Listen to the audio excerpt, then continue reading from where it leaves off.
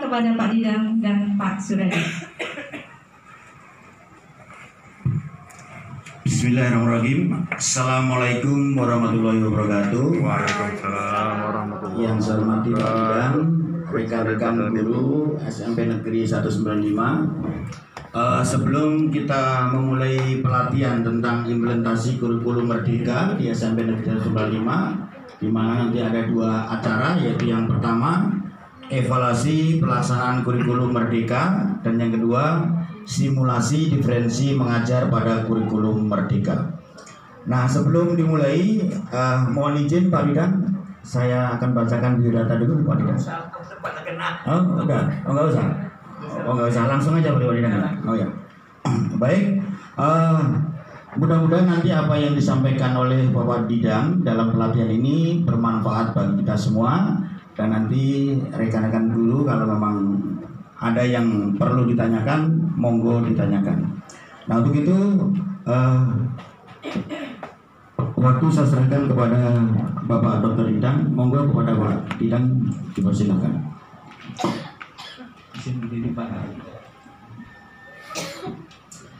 Bismillahirrahmanirrahim. Assalamualaikum warahmatullahi wabarakatuh. Waalaikumsalam. Salam sejahtera untuk kita semuanya.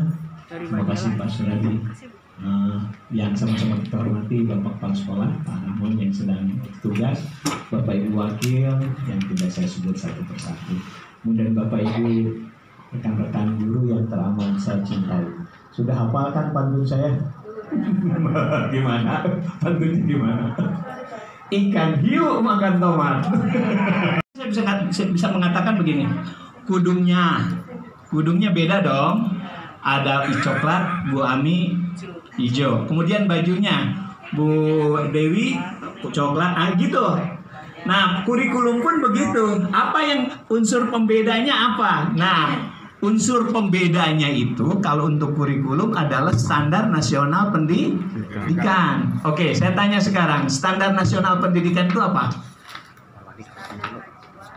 Oke, boleh catat. Standar nasional pendidikan itu adalah acuan ya, penyelenggaraan pendidikan di seluruh wilayah hukum Indonesia. Nah, pakai hukum ya, saya ulang lagi. Acuan penyelenggaraan pendidikan di seluruh wilayah hukum Indonesia. Nyambung?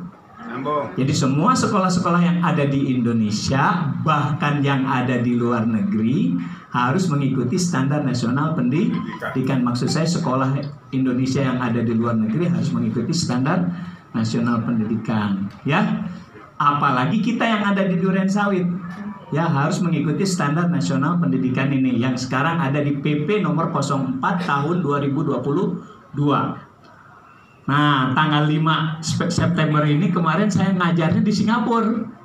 Ya, nah, untuk guru-guru SIS, Sekolah Indonesia Singapura, yang kebetulan kepala sekolahnya teman Bapak Ibu. Namanya Bu Yani dari SMP 211. Beliau dioper ke Singapura gitu. Nah, demikian. Jadi yang di Singapura juga menggunakan standar nasional pendidikan ini. Nah, Bapak Ibu insya Allah sudah tahu standar nasional pendidikan itu di dalamnya terdapat apa? elemen-elemen ya, elemen standar nasional pendidikan, yaitu ada 8. 1, 2, 3, 4, 5, 6, 7, 8. Coba sebut. Bapak Ibu ingat? Standar kelulusan, terus standar isi, proses, penilaian, sarana prasarana, pembiayaan, pengelolaan, pendidik dan tenaga kependidikan, benar betul. Nah, Bapak Ibu, elemennya kita tahu, tapi posisinya kita tidak tahu kan? Nah, supaya jelas, saya posisikan seperti ini. Sehingga kita mengetahui betul sebenarnya apa sih standar nasional pendidikan itu, bagaimana implementasinya. Nah, jadi seperti ini Bapak Ibu. Sekolah itu harus menghasilkan lulusan kan? Ini produk sekolah. Nah, produk sekolahnya itu ini adalah lulusan. Nah, lulusannya bagaimana? Harus memenuhi standar kompetensi lulusan. Nyambung? Nah, harus memenuhi standar kompetensi lulusan. Oke.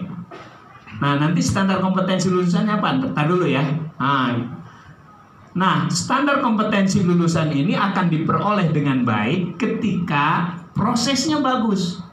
Atau saya mengatakan ini jantung sekolah.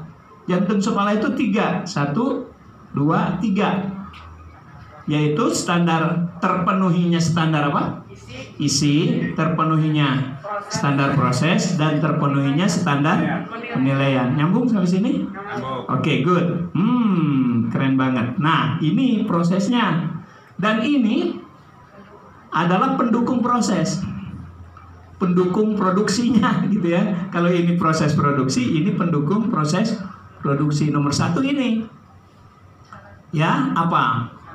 Manusianya dulu ya, yaitu standar betul, PTK, pendidik dan tenaga kependidikan, yang harus sesuai dengan standar pendidik dan tenaga kependidikan. Nah, ini yang akan menjalankan kan ini pendukungnya itu.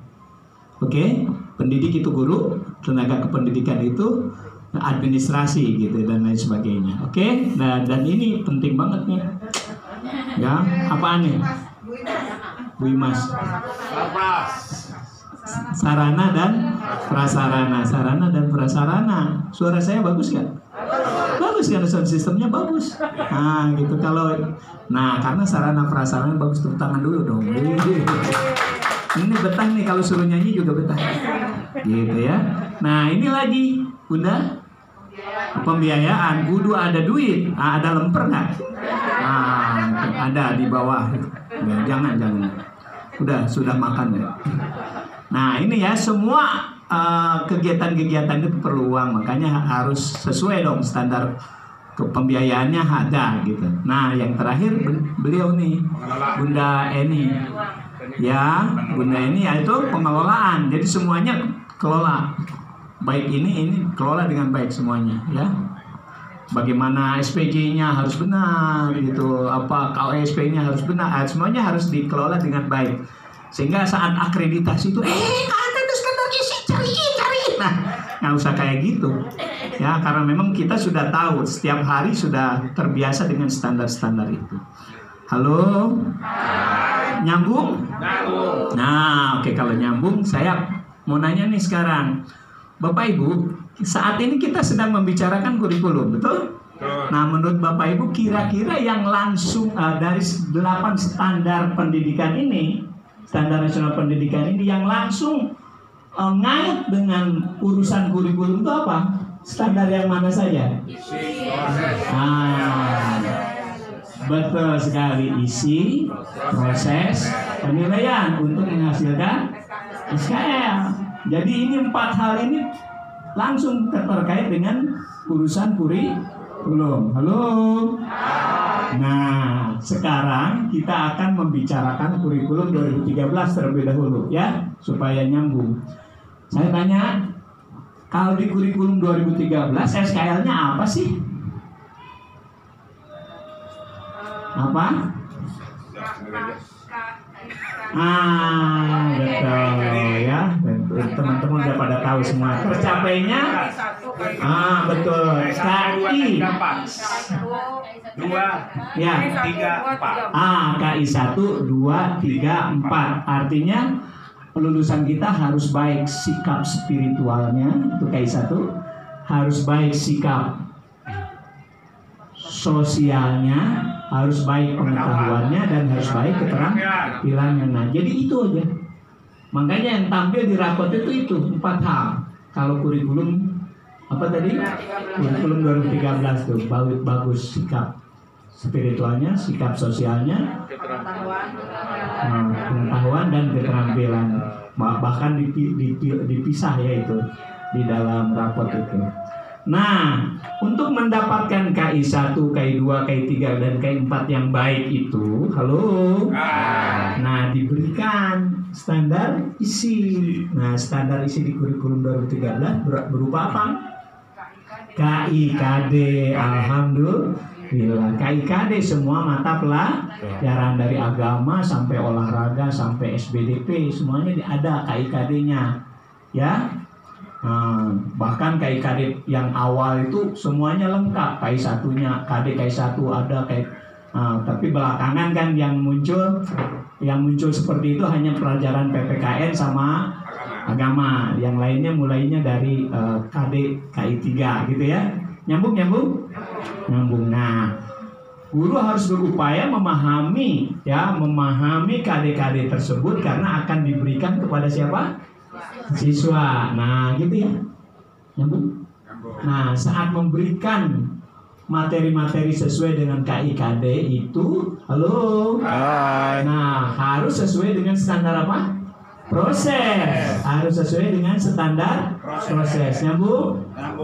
Nah, standar proses itu di dalamnya ada apa? Perencanaan. Nah, ada perencanaan, ada pelaksanaan, ada pengawasan, gitu ya. Pelaksanaan rencananya disebut apa? RPP kalau kurikulum 2013. Terus pelaksanaannya harus menggunakan pendekatan apa? Saintifik. Keren banget. Harus menggunakan pendekatan saintifik, mengamati, menanya, mengumpulkan data, mengasosiasi, menganalisis gitu ya. Yang keempat itu, yang terakhirnya mengkomunikasikan. Ini IPA banget, IPS banget ini. Ya sekarang gitu ya. 4 hal. Ngajar itu harus mengajak anak-anak untuk mengamati, menanya, mengumpulkan data, menganalisis, mengasosiasi ya. Nah, terakhirnya mengkomunikasikan, nanti mempresentasikan, dan menggunakan model-model pembelajaran. Ada discovery based learning, ada project based learning, ada problem based learning. Insya Allah semuanya Bapak Ibu sudah mengimplementasikan itu ya. Amin. Nah, Nah, saat Bapak Ibu sudah mengajar, maka kudu dinilai. Nah, penilaiannya harus sesuai dengan standar apa? Penilaian. Nah, di standar penilaian ada apa, Bun? Ada 3 hal. Ada penilaian sikap, penilaian pengetahuan, penilaian keterampilan sesuai dengan tuntutan SKL. Betul? Nah, implementasinya ada ulangan harian, ada ulangan tengah semester, ada ulangan PTS ya, ulangan pas gitu. Udah paham lah ya. Nah, udah selesai. Inilah kurikulum 2013. Sederhana itu sebenarnya gitu ya. Nah, sekarang tinggal kita berbicara tentang kurikulum Merdeka. Oke, siap. Nah, siap ya seluruhnya. Istirahat di tempat, gerak. Siap, gerak. 2 langkah ke belakang, jalan. 1, 2, hop. Udah ke sini. Mundur lagi. Oke, ke depan. Nah, Bapak Ibu yang di belakang, Bapak-bapak yang di belakang ke depan. 6 orang. 1, 2, 3, 4, 5, 6. Ayo ke depan. Mendampingi, ayo ke depan semuanya. Semuanya. Ayo cepetan, Bapak-bapak, biar keren. Pak Marno. Ayo semua ke sini. Ya, ke sini. Bagus. Oke. Pak di sini, Pak. Nah, Pak Bapak berdiri mengelilingi Ibu Rusti. Nah, gitu. Kan asik. Ayo ke depan Pak. Ke depan biar cepat tahu kita. Nah, 6 orang. Ya, udah ya, ada 6 pas di tengah, dikelilingi ibu ini dikelilingi. Bapak ke sini Pak. Udah ibu di sini. Oke, sini Pak. Di sini. Nah, gitu, iya, menghadap ibu semuanya. Oke, udah nampak Pak. Halo. Oke, ini enggak. Halo. Nah, Bapak Ibu. Lanjut ya. Nah, Bapak Ibu, inilah kurikulum merdeka. Sebentar, saya tanya lagi supaya Bapak Ibu tidak lupa. Standar apa ini? SKL, standar kompetensi lulusan. Yang ini standar apa? Isi. Yang ini standar. Yang ini standar. Yang ini nggak usah disebut karena ini tidak langsung berhubungan dengan kurikulum. Jadi yang elemennya yang digunakan untuk membedakan hanya 4. SKL, isi, proses, dan penilaian. Nyambung? Oke, good. Tukang dulu dong kalau nyambung. Nah. Ganti Pak. Yang Oh, capek. Enggak. Oh, udah sini aja, biarin aja. Halo, sebentar. Halo. Nah, Bapak Ibu, jadi kurikulum merdeka itu SKL-nya segemuk ini. Sebanyak ini. Halo, sebanyak ini. Ya, tetapi walaupun banyak, kesimpulannya hanya 2. Kesimpulannya hanya berapa? 2. Nah, perhatikan tangan saya. Yang pertama ini. Ya, nah, ini terwujudnya profil pelajar Pancasila. Terwujudnya karakter profil pelajar Pancasila. Jadi lulusan kita harus memiliki karakter profil pelajar Pancasila. Itu yang pertama, ya. Yang kedua, ini. Yang kedua adalah menguatnya literasi dan numerasi. Oke?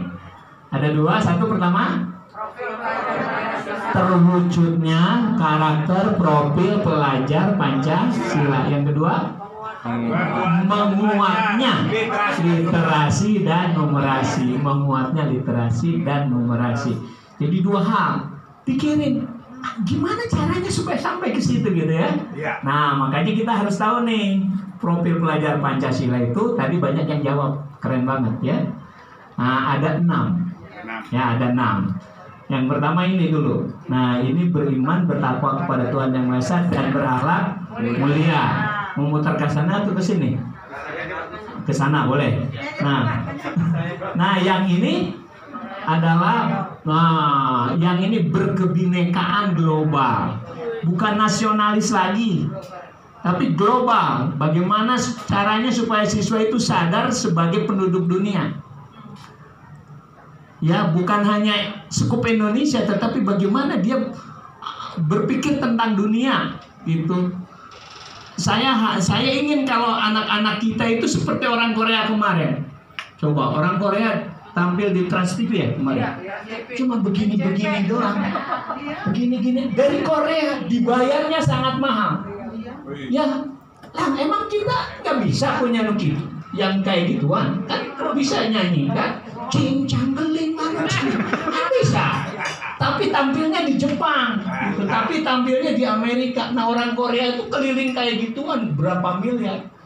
Kenapa? Nah, itu tadi. Jadi anaknya sudah berpikir global bahwa membuat karya-karya itu not only Indonesia, not only endurance sawit, but we have going to America, go international. Halo. Hai. Nyambung. Nah, itu ditanamkan dari sekarang. Anak-anak kita itu adalah warga dunia yang memang harus menguasai dunia juga. Gitu. Nah, yang ini Nah, yang ini gotong royong, bahasa Indonesia gotong royong, bahasa sononya kolaborasi. Nggak mungkin orang Korea bisa datang ke sini kalau tidak ada kolaborasi dengan sponsor, dengan siapa lagi ya sponsor gitu. Ada di situ kerjasama panitia dengan sponsor, dengan televisi, gitu kolaborasi. Bagaimana cara berkolaborasi, bagaimana bergaul yang lebih luas, bekerja sama bukan saling menjatuhkan. Halo, tapi bekerja sama untuk mendapatkan sesuatu yang lebih baik. Gitu. Nggak mungkin saya bisa datang ke sini kalau tidak ada kolaborasi. Oke, yang ketiga. Yang ketiga kreatif. Yang keempat kreatif. Iyalah harus kreatif. Kenapa orang Korea masuk sini? Sampai rambutnya jadi tiru sama orang Indonesia. Nah, kalau lihat ponakan, kenapa kamu pada di poni? Kata istriku, itu Korea apa? Sampai rambutnya diikutin. Kurang ganteng apa bapak? Cuma tidak mengenalkan diri aja nih. Ya gitu. Ada kan gantengnya. Kreatif dari bentuk rambut, bentuk pakaian. Coba pakaiannya kayak gitu doang, anak-anak banyak yang ikut baju yang sepotong itu. Masya Allah, itu kreativitas ya. Nah gitulah, gampang kan mencontohkannya sama anak-anak kita.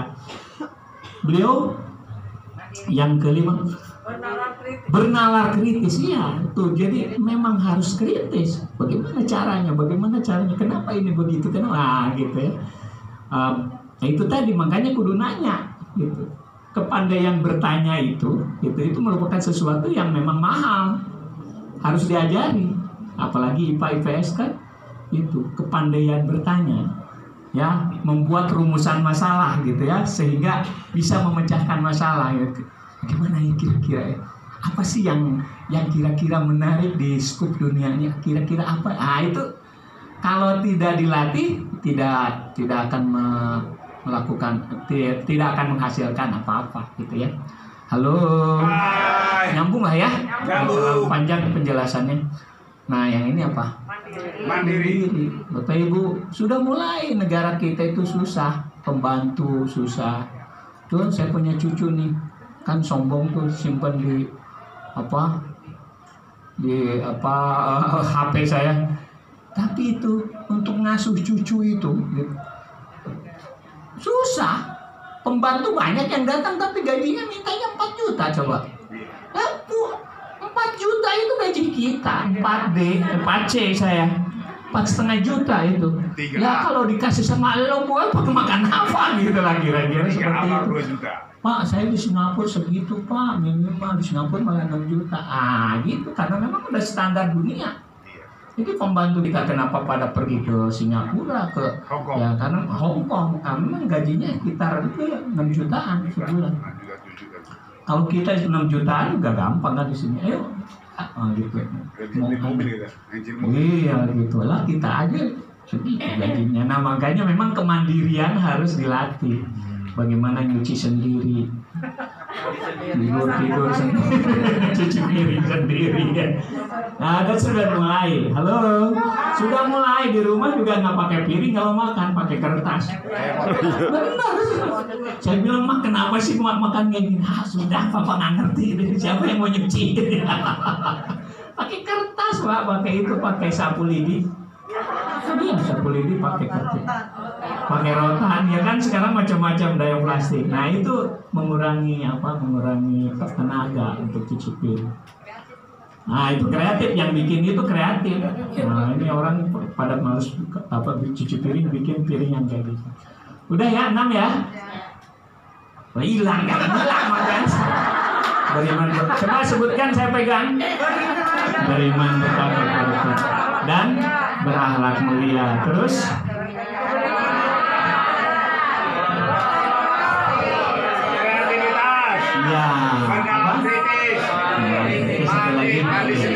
dan ini menguatnya literasi dan numerasi, artinya melatih kepedulian, literasi informasi segala macam itu adalah sesuatu yang sangat penting sekali. Halo, Ya, baca WA juga penting. Ada WA yang nggak dibaca-baca. Oke. Ya. Hidup sendiri, mandiri. Ganda. Lanjut. Banyak yang kayak gituan di kantor juga, Pak. Oke, lanjut. Nah, untuk mendapatkan dua hal ini, apa yang dua hal tadi? Terwujudnya harus lengkap dong. Terwujudnya profil pelajar Pancasila. Yang kedua, literasi dan numerasi itu anak-anak diberikan standar isi. Nah, standar isinya apa? Bukan KIKD. Nah, tapi namanya apa? CP, capaian pembelajaran. Halo. Capaian pembelajaran. Yang harus dijabarkan ke dalam tujuan pembelajaran dan alur tujuan pembelajaran. Kalau CP-nya dibuatkan negara, tapi PP dan ATP-nya dibuat oleh guru secara mandiri. Nyambung. Oke, berarti kita kan harus ada kemampuan untuk menjabarkan CP ke dalam ATP tadi. Oke. Lanjut. Nah, saat kita sudah memahami CP, menjabarkannya ke dalam tujuan pembelajaran dan alur tujuan pembelajaran, mesti diajarkan kepada anak-anak kita sesuai dengan standar proses. Nah, standar proses tadi ada perencanaan, ada pelaksanaan. Perencanaannya apa namanya? Modul ajar. Ya, modul ajar istilahnya. Jadi kalau ada orang mengatakan modul ajar, itu RPP. Nah, RPP teh modul ajar teh. Nah, itu sama aja RPP modul ajar, tapi peristilahannya modul ajar aja. Ya, tak apa-apa. Isinya sama dengan RPP gitu, tapi lebih lengkap. Oke, nah itu dari sisi perencanaannya. Terus yang kedua, pelaksanaannya. Nah, pelaksanaannya itu tadi ini yang sedang kita datangkan, yang sedang kita kaji. Pelaksanaan itu harus terdiferensiasi, pembelajarannya terdiferensiasi. Coba diulang lagi. Asal kata dari apa? Different, ya different. Apa different itu? Berbeda. Artinya berfokus pada kebutuhan murid. Nah, ternyata di sini pesertanya ada 3 golongan, gitu ya. Ada yang sangat perlu intervensi, ada yang menengah intervensinya, dan ada yang sudah advance. Nah, dalam waktu yang sekejap saya bisa mengelompokkan bapak-bapak dan ibu-ibu, gitu ya. Nah, di kelas kita pun pasti kayak gitu. Ada anak yang lower, ada yang middle, dan ada high, gitu. Nah, makanya kita harus membuat pembelajaran yang bisa memenuhi keperluan-keperluan itu. Terdiferensiasi. Oke, apa artinya? Pembelajaran yang berfokus pada kebutuhan murid. Kebutuhan murid yang bagaimana? Yang berbeda-beda. Gitu gampangannya begitu. Nah, ada satu lagi. Terlaksananya pembelajaran berbasis proyek. Coba diulang. Terlaksananya pembelajaran berbasis proyek. Nah, salah satunya proyek profil pelajar Pancasila. Salah satunya itu. Oke? Nah, berarti standar proses sudah dilakukan, sudah dipahami ya. Coba diulang lagi. Di standar proses ada apa tadi? Perencanaannya namanya modul ajar. Terus pembelajarannya terdiferensiasi. Terus satu lagi pembelajaran terlaksananya proyek, pembelajaran basis proyek. Nah, saat sudah mengajar, kita harus nilai. Nah, menilainya harus sesuai dengan apa, Bus? Sesuai dengan standar penilaian. Sebentar, agak lama ya di sini, Bunda. Sebentar ya. Nah, di standar penilaian, halo, ada perubahan istilah, ya. Penilaian berubah istilahnya menjadi assessment. Sama aja sebenarnya, itu bahasa Inggris, ya, assessment. Nah, assessmentnya ada 3. Assessmentnya ada berapa? 3. Yang pertama, assessment apa? Diagnostik, yaitu penilaian yang dilakukan di awal pembelajaran atau di sebelum pembelajaran. Ya, contohnya apa? Yang tadi saya lakukan, diagnostik itu.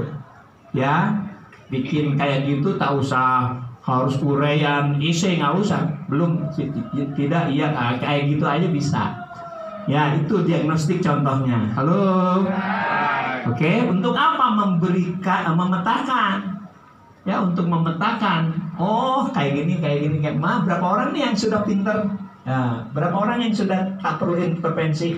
4 orang. Nah duduk sini ya. Yang ini banyak yang belum.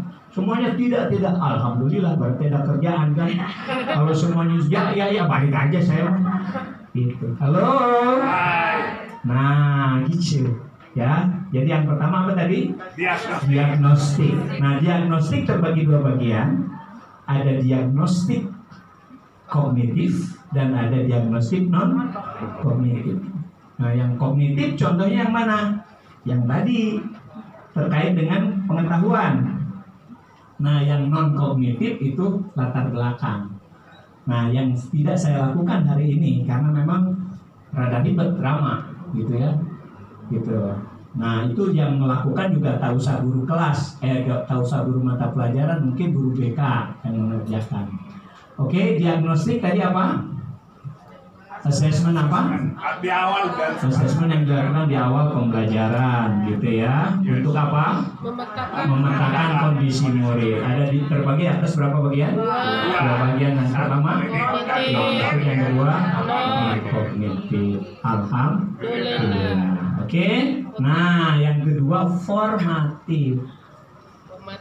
Ya, formatif itu adalah penilaian yang assessment yang dilakukan pada proses pembelajaran, ya, pada proses pembelajaran. Oke, halo. Tujuannya untuk apa? Untuk memastikan anak-anak kita sampai nggak pada tujuan pembelajaran. Halo. Oke, ya. Kalau belum pulang, gitu ya. Kalau belum pulang. Oke, saya mau tanya, apakah saya melakukan formatif hari ini? Sudah. Oke, saya pegang, Bapak Ibu yang ngomong. Nah, itu formatif tadi, ya. Nggak usah ada nilai, catat aja. Gitu, nggak usah ada nilai. Tapi kalau kasih nilai, kalau semuanya ngomong, standar isi, standar, semuanya semangat. Wah, udah berarti ini tercapai nih. Kalau ada anak yang akan kelihatan 3 orang ini kurang gizi. Nah, itu dicatat, gitu ya, dicatat. Nah, ini anak belum nyampe, nanti dideketin sama kita. Nah, yang 8 tadi apa nak? Tahu tuh. Kasih intervensi. Dan itu tidak banyak biasanya seperti itu. Oke? Jadi saya sudah melakukan apa tadi? Formatif. Nah, nanti saya akan melakukan formatif lagi, siap-siap ya. Kalau lihat, nanti saya lihat tuh mulutnya menjawab atau tidak. Oke. Formatif apa bunda? Pembelajaran yang dilakukan penilaian atau assessment yang dilakukan dalam proses pembelajaran. Maksudnya supaya apa? Untuk memastikan apa? Apakah tercapai atau belum, gitu, tujuan pembelajaran. Good. Dan itu katanya menurut konsep pembelajaran di kurikulum kurikulum Merdeka harus lebih banyak. Jadi sebanyak mungkin lakukan itu. Formatif itu lakukan, dan jangan lupa catatannya. Oh ini belum. Nah, sehingga kalau banyak belum, kita ulang. Gitu. Nah, mengulangnya tidak mesti kita. Manfaatkan anak yang pintar tadi. Ajarin gitu ya. Oke, kamu udah paham kan? Paham. Ini teman kita belum. Nah, tapi untuk mengajari kayak gitu, kita harus siapkan lembar kerja. Nah, nanti lembar kerjanya akan saya sampaikan contohnya. Halo. Oke, nah yang ketiga, formatif udah ya? Nah, yang ketiga apa? Sumatif. Nah, sumatif itu assessment yang dilakukan di akhir. Di akhir apa? Di akhir paket pembelajaran. Contohnya modul. Misalnya modulnya selesai dalam 3 minggu. Nah, bikin sumatif. Nah, sumatif di sini itu kalau disamakan dengan kurikulum lama itu namanya formatif. Iya, ulangan harian. Nah, PH. Nah, kalau di sini ulangan harian itu sumatif. Nah, per modul Bunda. Per modul. Iya, boleh per bab. Boleh per bab, boleh per modul, boleh per, ya udah seperti itu. Per materi boleh. Misalnya materi tentang makhluk hidup. Nah, berarti akhir materi itu kita tes. Nah, itu sumatif yang nanti akan masuk ke dalam raport kita, ya, raport anak-anak kita. Kenapa? Digabungkan beberapa materi jadi satu. Ya, kalau tidak memberatkan anak, ya, tapi kan kasihan anak kebanyakan. Mendingan per materi belum fokus kan, gitu.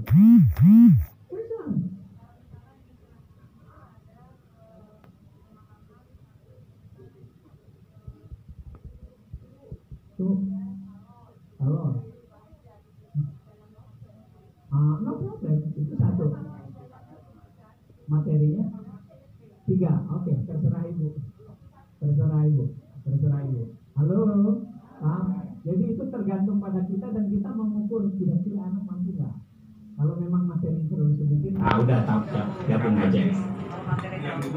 Terlalu banyak gitu. Oke, halo. Oke, tadi di akhir paket ya, di akhir paket pembelajaran, di akhir materi, di akhir bab boleh. Nah, atau satu lagi di akhir periode. Di akhir periode itu haknya kepala sekolah. Jadi kepala sekolah, ayo bikin sumatif. Kan ada anggarannya. Sumatif itu di akhir semester misalnya.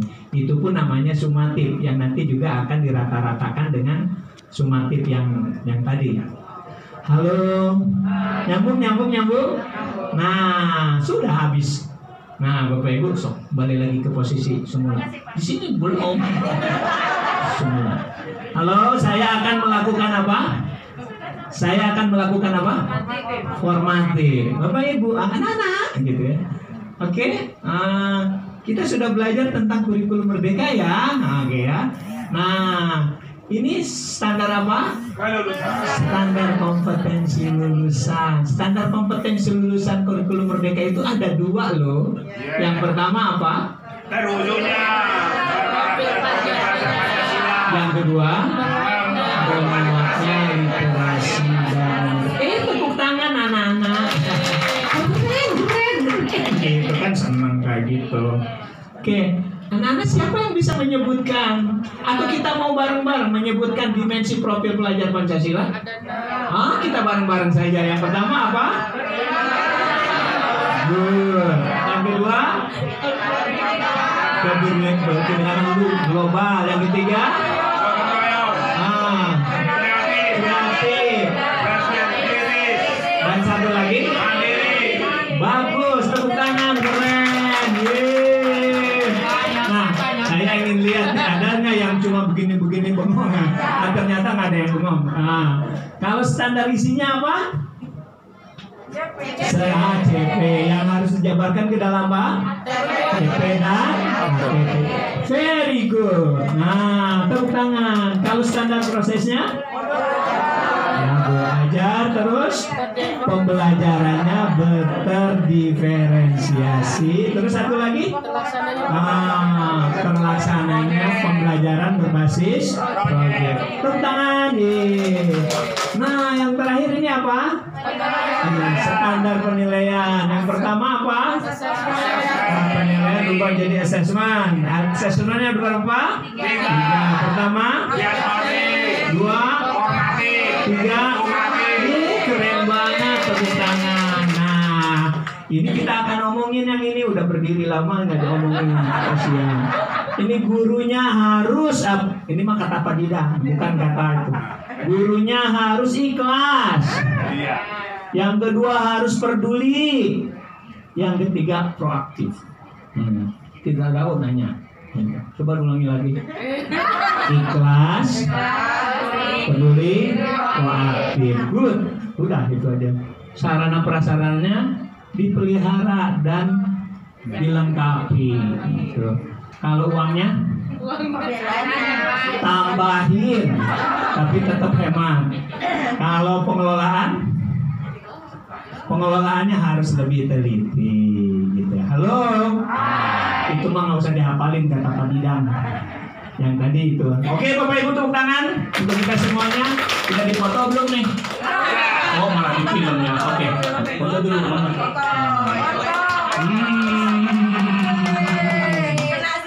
Oke. Oke. Nggak ikut ya?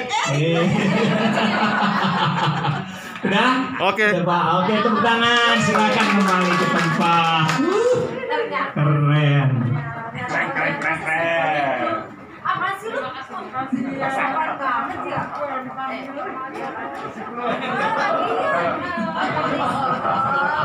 Pak Didang, Kenapa, Bunda? Mumun marah-marah. Oh, udah. Masa lewat sini comel-comel gitu? Iya. Oh, iya. Nakal. Halo.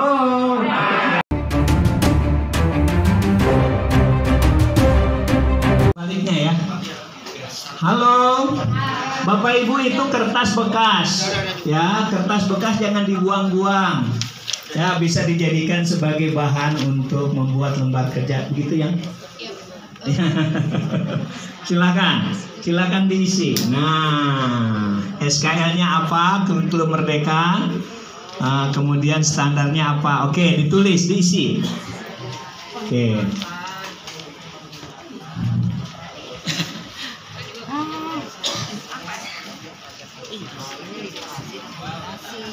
Ini literasi dan nominasi.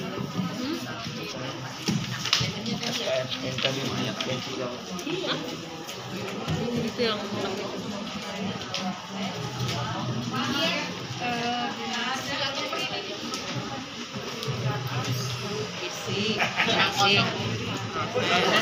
penilaian.